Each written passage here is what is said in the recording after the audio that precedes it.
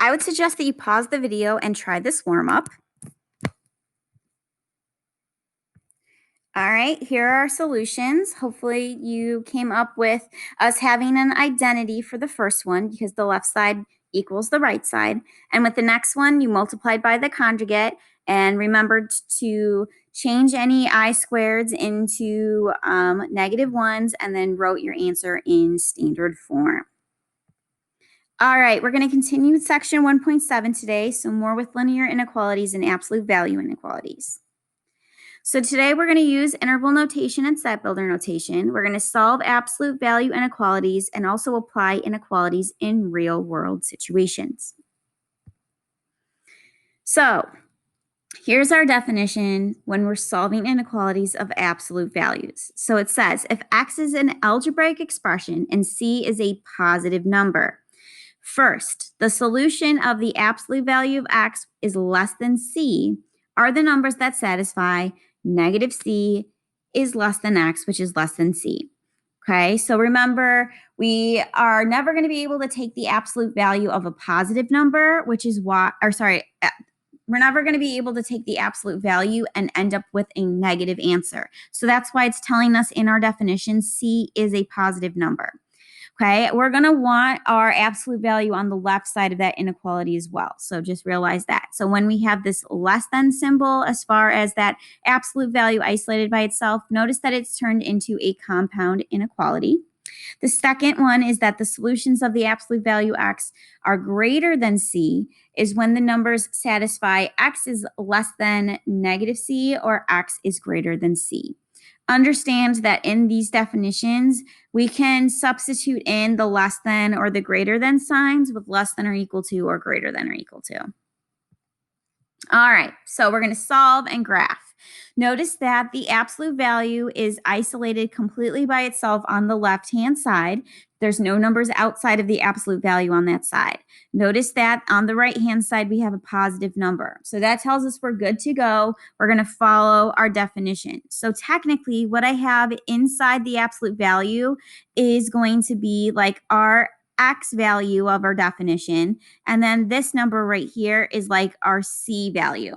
So if we followed our definitions, this right here tells us that that we would have negative c is less than x, which is less than c. So that's the inequality that we want to set up. So in this case, we would say that negative 5 is less than x minus 2, which is less than 5. So here we just did compound inequalities yesterday. I'm going to split it up. So I'm going to say negative 5 is less than x minus 2. And I'm going to say x minus 2 is less than 5. So notice I'm going to have to add 2 in order to get the x by itself. So we'll have negative 3 is less than x. Over here, same thing. We'll add 2. And we'll have x is less than 7. All right, so now if I want to write my answers in interval notation and in set builder notation, remember if all of these are less than symbols, then we're not dealing with anything equaling, so we're going to have parentheses. Negative 3 would have to go first because it's smaller. 7 is the bigger number, so that would go on the right. And so there is my interval notation. If I wanted set builder notation, we would say x such that negative 3 is less than x, which is less than 7. Okay, so here are my two different intervals. And now I'm going to use that information to then actually graph on a number line. So in my number line, I know that I'm going to have a little bit past negative 3 on the left. I don't think I spaced this good, so I might have to erase. Yeah, because I got to get up to 7.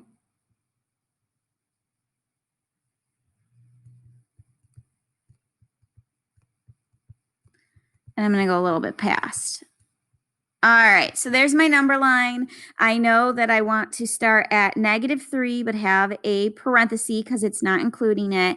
I want to go up to 7, but have a parenthesis because it's not including it. But it's all the values in between. Those are being included. And so then there's my graph. All right, so in order to solve we have to first isolate that absolute value by itself. There are a couple of numbers that are outside the absolute value, so I'm going to move them. The first thing I'm going to do is I'm going to subtract the 20. That gives us -3 times the absolute value of 5x minus 2. Subtracting doesn't change that inequality. That gives us -39. Now I'm going to divide by -3. Notice that dividing by that negative is going to flip the inequality to less than or equal to. A negative divided by a negative is a positive. And so now, once again, I have this isolated by itself. That's like my x value. 13, which is positive, that is my c value. And it's just like the last example, because I have it as a less than symbol, I know I'm going to write it as a compound inequality. So it's going to be -13 is less than or equal to 5x minus 2, which is less than or equal to +13. Okay, so now this is what I want to solve. So I'm going to break it up. We'll have -13 is less than or equal to 5x minus 2. And I also want 5x minus 2 to be less than or equal to +13. All right, we're going to have to add 2. That'll give us -11. Dividing by 5 is not going to change that inequality. And I'm going to keep it as that fraction since it's not going to be a nice whole number. Over here, we're going to add 2. Doesn't change the inequality sign. I'm going to divide by 5. So we get x is less than or equal to 3. All right, so we're going to have our interval notations. Notice how we'll have -11/5. That's smaller than +3, but they're both being included, so there's brackets around it. Or we'll have our step builder notation as x such that -11/5 is less than or equal to x, which is less than or equal to +3. So there are my interval notation and step builder notation. And now we're going to want to graph. So understand that -11/5, well, I mean, -10 divided by 5 would be -2. So it's going to be a little bit past -2 on the left. So I'm going to have -4, -3, -2.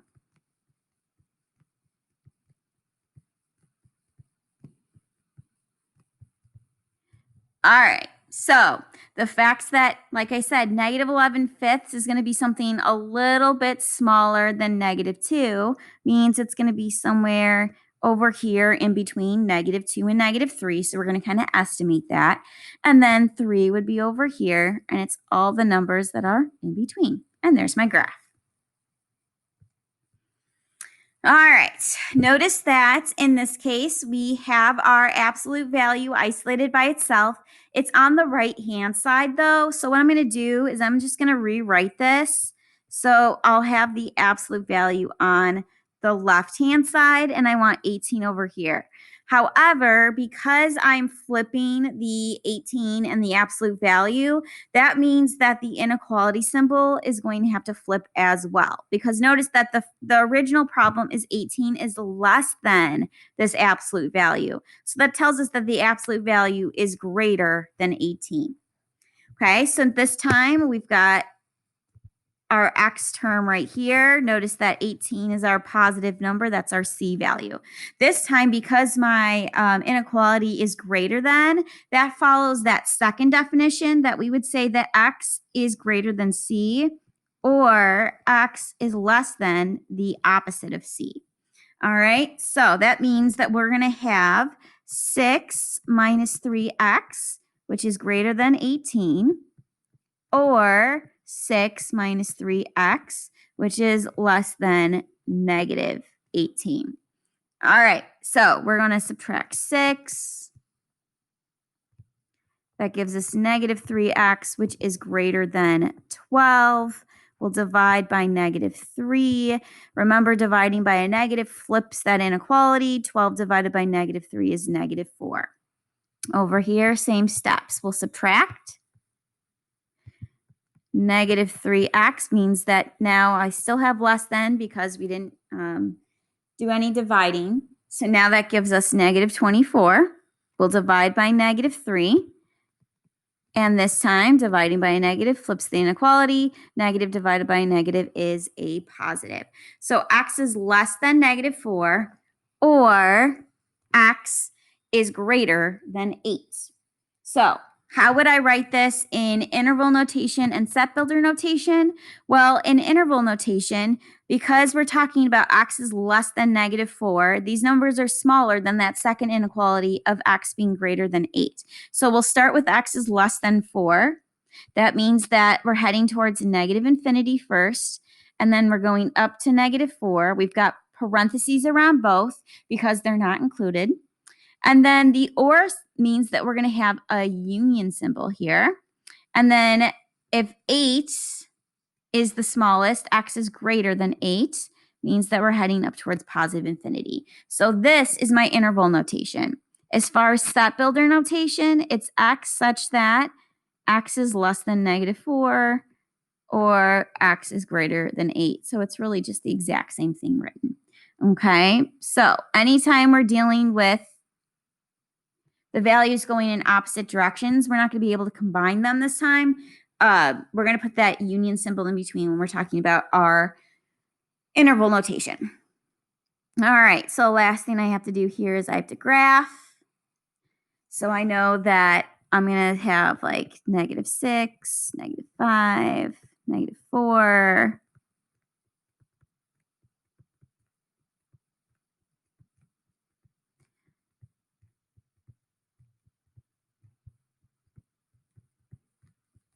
And then I'm going to go up more past 8.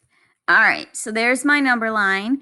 And once again, x is less than negative 4 means that negative 4 has a parenthesis because it's not included, and we're heading towards the left to get to smaller numbers.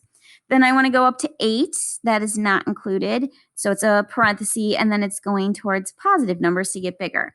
And so this would be my graph. All right, so pause the video, solve the inequality, and graph on a number line. All right, so hopefully this is what we came up with. Remember, we wanted to rearrange it where the absolute value was on the left. That ended up having us flip the inequality, which gave us two different or situations here. And then our graph shows that they were heading in opposite directions. All right, let's talk about real world applications. So our first step, create expressions for each solution. Then we're going to write an inequality that models the condition. So when asked for the better deal, remember that that means that we want to have something less than, because if we're talking about money, the better deal is something that's cheaper. We don't want to spend some more money to get a better deal. We want to spend less money. And then we'll check our proposed solution to make sure that the wording and our answer is correct. All right, so it says a company manufactures and sells blank audio cassette tapes. The weekly fixed cost is $10,000 and it costs 40 cents to produce each tape. The selling price is $2 per tape. How many tapes must be produced and sold each week for the company to generate a profit? So there's two different scenarios here. One is dealing with the production aspect of it, and one is dealing with the selling aspect. So let's talk about the product first. So to produce, it says once again, the weekly fixed cost is $10,000 and then 40 cents to produce each tape. So no matter what, each week to produce it, you have to spend $10,000. Okay? So I know that 10,000 is going to have to be a part of the producing side. Plus, then we're going to have the 40 cents per each tape. So I'm going to let X equal the number of tapes.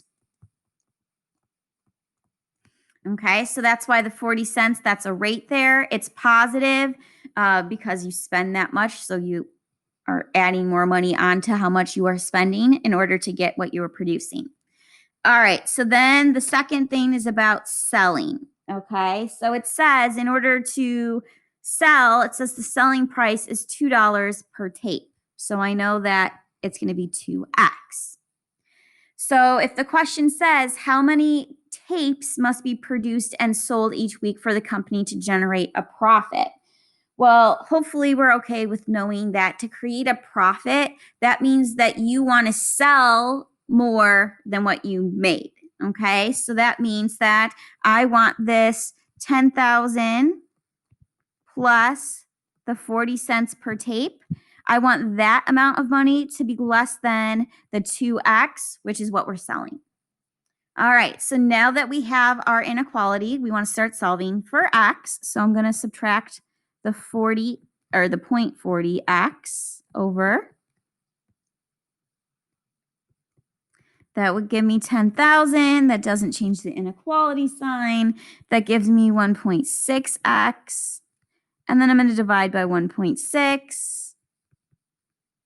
And so we're going to end up with 6,250, which is less than x. All right, so we have to answer the question. If it says how many tapes must be produced and sold each week for the company to generate a profit, well, if 6,250 is less than x, that means that x is greater than that amount. So that means that we want to spend or we want to sell more than 6,250 tapes. And so if you need to, this is where you can check. So if you pick a number that's bigger than the 6,250 and you substitute it in for both the x's, you should end up getting that what you sell is more money than what you produce. Okay, so like if you plug in, you can use a calculator, 6,251, you should see that the producing is then less than the selling if you picked that value.